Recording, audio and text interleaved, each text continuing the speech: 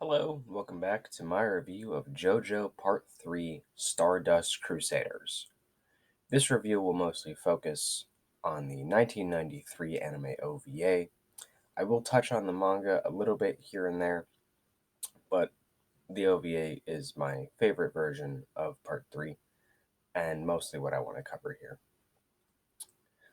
Honestly speaking, I was a little disappointed with this one. There was a lot of aspects that I enjoyed, but overall, I just didn't seem to like part 3 all that much. Now, I do want to preface this is in reference to part 1 and 2. When comparing part 3 to other series, part 3 is still a very good story and has some very intense and creative fights. Part 3 is, quite obviously, my least favorite of the three parts I've experienced so far.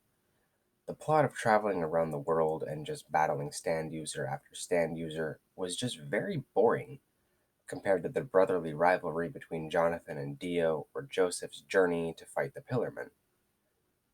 Jotaro was also my least favorite of the Joestar protagonists. Jonathan was an incredibly respectable and kind man with a body of steel and a heart of gold. Joseph was a highly intelligent and also brought a lot of fantastic comedy to the table. But Jotaro is just very quiet. He feels like more of a Zoro type of character. Now, Jotaro isn't a bad character by any means, and he does have a lot of great moments. However, overall, I feel like he just overcomes his challenges a little bit too easily, right up until the end, though. Jotaro just punches his way through most of his situations, and Star Platinum feels like a very basic stand when comparing it to other stands. For example, Kakyoin's. I really like his stand, it's probably one of my favorites. Joseph and Dio were also great to see in this part, especially both of them being older and more experienced. However, I liked both the characters in part 1 or 2 as opposed to part 3.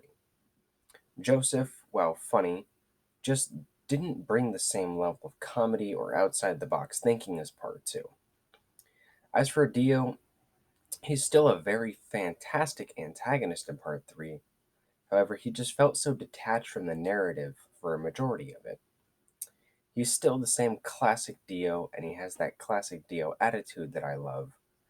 I just wish that he felt a bit more threatening.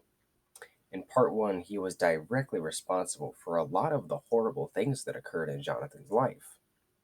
However, in part 3, he's just in the shadows for a majority of the story. Now, when he's on screen or on panel doing things, it's absolutely fantastic.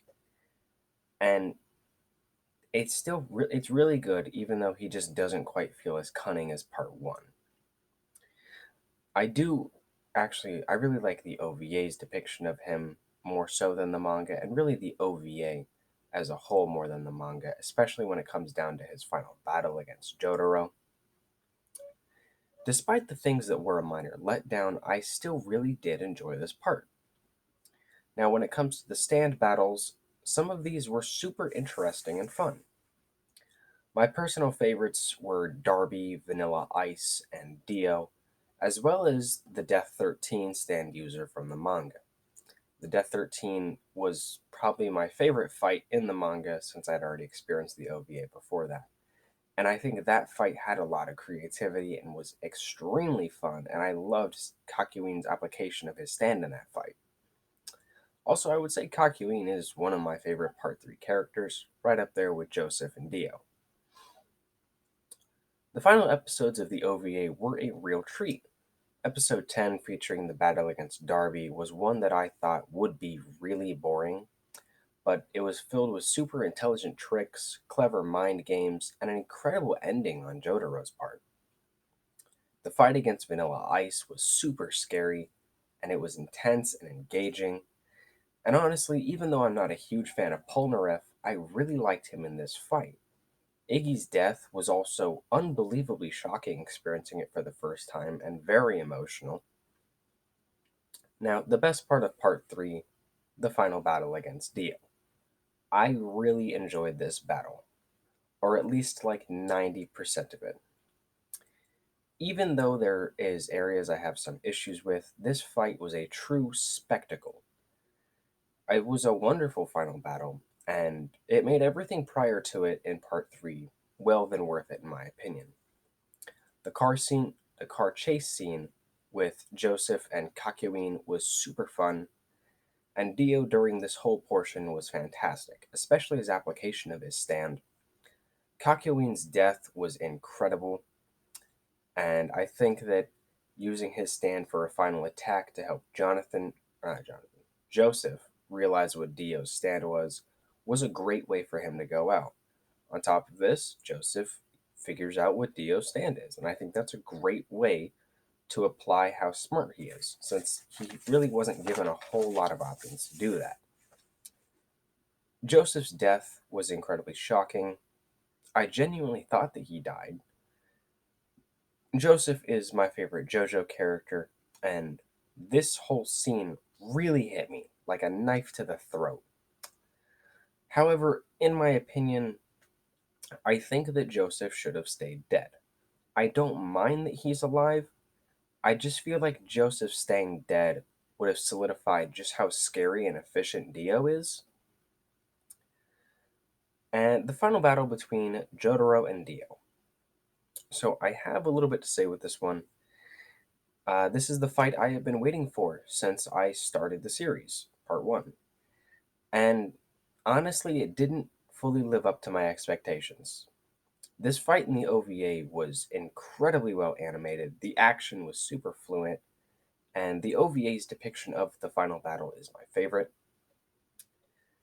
The abilities and how they're used in this fight are creative, and overall, this fight was really well done. Just the twist with Star Platinum at the end felt so sudden and left field, in my opinion. Jotaro taking a lot of real damage was great to see, and I especially liked the scene with Jotaro stopping his own heart. Jotaro was definitely much more on the back foot as opposed to a lot of the other fights in part 3, which I really, really enjoyed. Dio was all around fantastic in this fight. His stand is an amazing stand, especially with his application of it, and I had a really fun time with the stand battle. I just wasn't too big of a fan when it came to Star Platinum having the same ability as Zeraldo. The ending of the fight on the bridge is, of course, a spectacular ending.